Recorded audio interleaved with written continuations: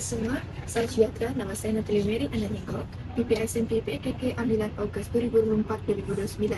Di sini, saya akan membentangkan ataupun merumuskan tentang penyuntingan buku yang telah saya suntikan dalam penulisan saya. Ya, di sini saya akan menyunting buku berkenaan dengan Arnab dan kura-kura.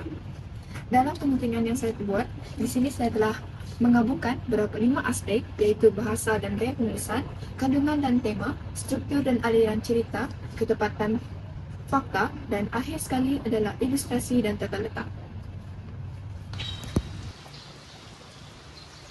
Bahasa dan gaya penulisan. Menurut Burhan 2005, beliau menyatakan bahawa buku kanak-kanak ini haruslah ditulis dengan kosakata yang sesuai dan juga bahasa yang sederhana. Hal ini supaya kanak-kanak dapat memahami dan juga dapat membaca buku cerita tersebut. Ini merupakan penambah baik dalam buku cerita tersebut, di mana ayat daripada buku cerita kanak-kanak diubah menjadi singkat dan mudah untuk kanak-kanak memahami. Dalam ayat ini, ayat sebelumnya ialah, dia menunggu sehingga berasa mengantuk. Saya akan tidur sekejap, katanya. Kura-kura itu tidak akan dapat mengejar aku. Dalam ayat ini, ayat tersebut sedikit panjang bagi kanak-kanak untuk memahaminya. Manakala ayat selepasnya ialah, dia menunggu sehingga mengantuk. Saya tidur sebentar, katanya. Mana mungkin kura-kura mengejar saya. Ayat ini memudahkan kanak-kanak membacanya dan memahami cerita ini. Lagipun, penggunaan kata nama saya diulang bagi memahami watak tersebut sebagai Arnab.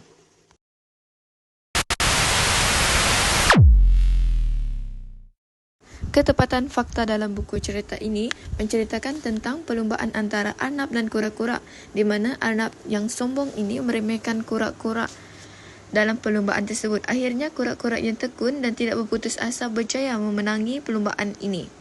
Dari segi ketepatan fakta berdasarkan buku cerita ini, dalam ilustrasi kulit buku ini, Arnab ditunjukkan sedang tidur di bawah pokok, selaras dengan buku cerita di mana Arnab berehat kerana yakin dia pasti menang. Tetapi kura-kura ditunjukkan masih berjalan dengan perlahan tetapi berterusan, sesuai dengan moral cerita bahawa ketekunan dan kesabaran membawa kejayaan. Bagi ke fakta realiti pula, Arnab boleh berlari lebih jauh daripada kura-kura dan haiwan tidak dapat bercakap seperti manusia dan berpakaian seperti manusia.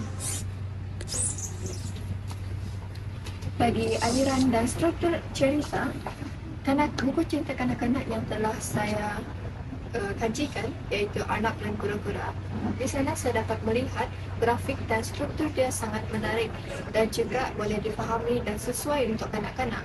Tetapi ada sedikit penambahbaikan dalam aliran cerita tersebut supaya dia menjadi lebih menarik.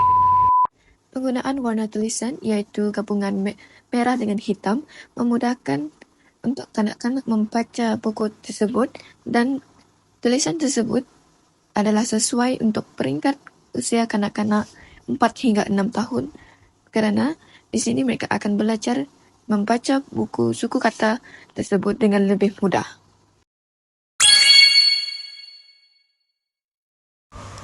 Menurut Nikolavcheva 2005, dalam cerita haiwan, watak haiwan biasanya digambarkan dengan sifat semula jadi. Contohnya, dalam buku Arnab dan Kura-kura, sambil sekali lagi ketawa, Arnab pantas berlari pergi. Kura-kura itu ditinggalkan jauh di belakang dengan diselumbungi debu. Di sini, Arnab merupakan haiwan yang laju tetapi mudah terganggu. Dalam ilustrasi dan tata letak, menurut Stewing, buku cerita bergambar adalah sebuah buku yang menjajarkan cerita dengan gambar. Dalam raja di sebelah, dapat kita lihat bagaimana ilustrasi menunjukkan kura-kura melepasi Arnab yang sedang tidur selaras dengan ayat yang dinyatakan dalam buku cerita tersebut. Di sini kita dapat melihat bahawa tata letak ayat dan gambar itu adalah sesuai dan sejajar dengan konteks yang ingin disampaikan.